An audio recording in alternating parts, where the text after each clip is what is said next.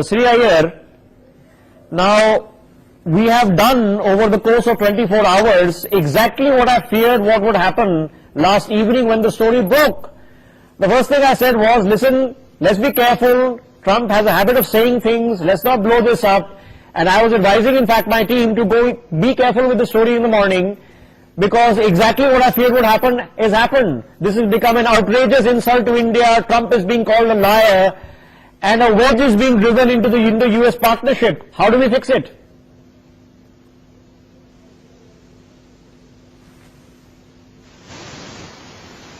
Okay, Mr. Iyer, you'll have to forgive us. I think we're having an audio issue with you, which I'm hoping my producers sort out rather rapidly. Okay, can you hear us now, Mr. Iyer? Yeah, go ahead, sir. I can hear you. Yeah, go ahead, please. Yeah. For once, India needs to set the narrative here.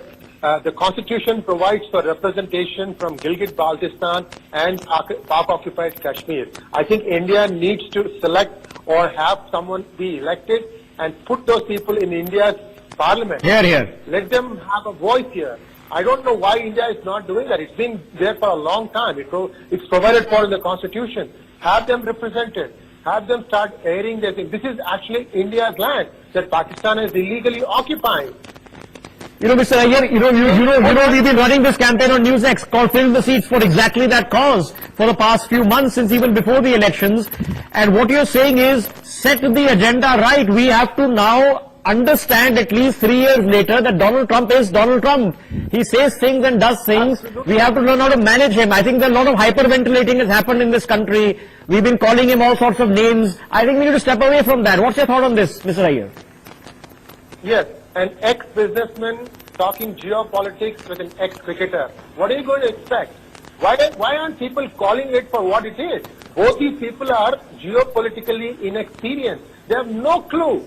Probably Imran Khan was in Oxford playing cricket when the Shimla Accord was signed. It is very, very clear. All issues have to be bilaterally settled between India and Pakistan.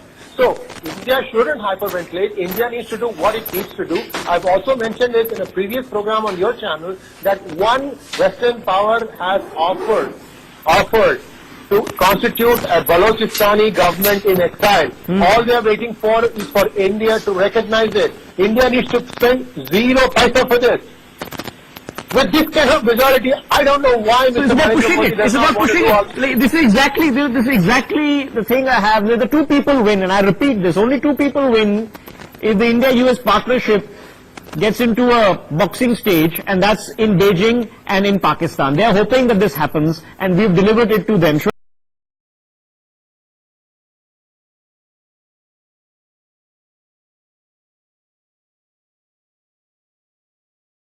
Let me take the larger point that you've raised and put it to Mrs. Sree Iyer. Mrs. Sree Iyer, who of course does a lot of work with Indian Americans, lobbying and working in the United States. Do you feel, sir, that this is a sort of a calculated deal-making push by Trump, or as people suggest, him just being him, not being briefed on what to say? It could very well be, because remember that Prime Minister Modi is coming to the United States in September, and from what I'm hearing, according to reliable sources in India, the S-400 deal has come through. In other words, India has made the payment, and so India is going to get S-400. That topping point is over. Now this is the consequences point. So Trump could be softening up Modi, saying that, look, you've done this and this, and you still want the United States to help you. You would like to, but you are really tying our hands down. Okay, so take this forward, and make it practicable, sir. What do we need to do next? Mr. Shastri, just stay a second, I'll come back to you. What do we need to do next, Mr. Iyer, now to remedy this and look ahead? I think India needs to be proactive. Why doesn't India point out all the forced rape conversions every day, 1,000 a year? 10 US congressmen and women have written to the President Donald Trump highlighting this problem in rural Sindh. There are still 7 million Hindus, 17 lakh Hindus trapped. Ahist, Bheels, Kohis, they are all trapped there. They want to come to, they would like to come back to India, but India needs to find them jobs. We can't even find jobs for our own country. So there are challenges. Coming to you next, let him finish. you need to go on the offensive. For far too long, India's diplomacy is very meek. We need to start playing on the front foot. Okay, front foot.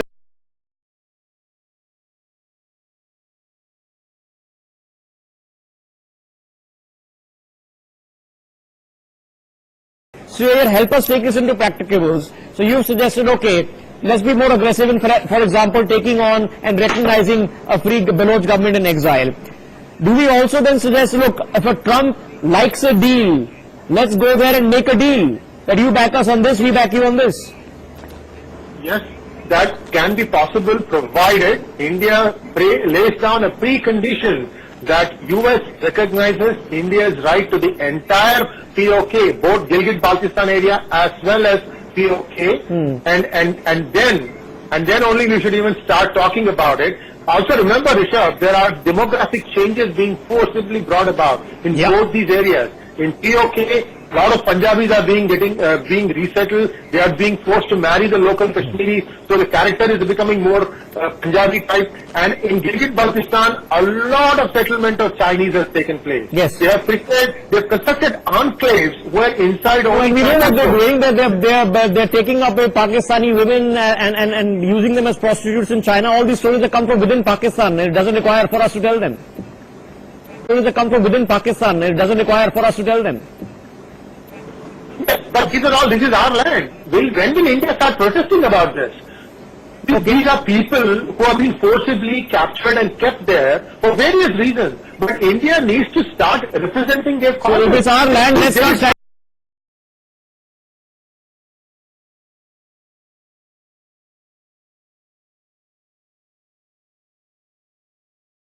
Sree Iyer wants to come in, then Mr. Shastri. Then I want to quickly discuss Afghanistan before you wind up. Mr. Iyer.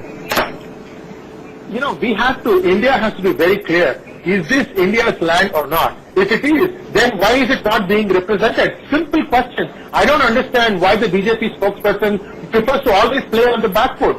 For God's sake. She represents the party. She doesn't represent the government. So we have to give her the benefit of the doubt on that. But see, the thing is the mindset of every Indian. These are people that belong to India. They need a voice. They need a representation. Why is it so? I'm with you on that, Sree Iyer. I think those seats are provided for the Constitution, by the Constitution. We have POK refugees, 6 lakhs of them living in India. You know we've run that campaign. And I'm hoping that message Shalini ji takes back to her party to at least have an internal conversation on.